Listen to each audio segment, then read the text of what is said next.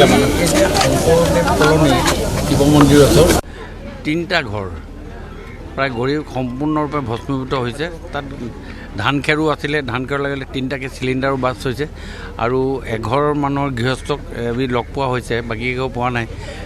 মই circle officer আৰু মণ্ডলক already কৈ দিছোঁ ছাৰ্ভে কৰিবৰ কাৰণে, আৰু মোৰ নিজৰ ফালৰ পৰাও মই যিখিনি পাৰোঁ এতিয়া মোৰ ফালৰ পৰা সহায় কৰি দিম এতিয়া সংস্থাপনৰ কাৰণে, আৰু চৰকাৰী ফালৰ পৰা যিখিনি কৰা হ'ব সেইখিনি মই ব্যৱস্থা এতিয়াই চাৰ্কুল অফিচাৰক মাতিছোঁ আৰু মণ্ডলক মাতিছোঁ, আহি তেখেতসকলে আহি গোটেইখিনি ছাৰ্ভে কৰি দিব।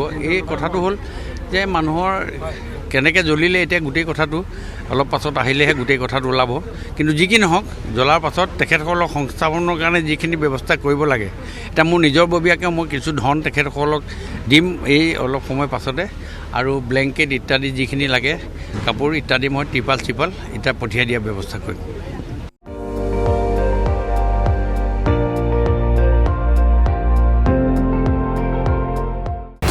আপুনি চাই আছে ND24, সৰ্বশ্ৰেষ্ঠ নহয় সৰ্বোত্তমৰ দৌৰত।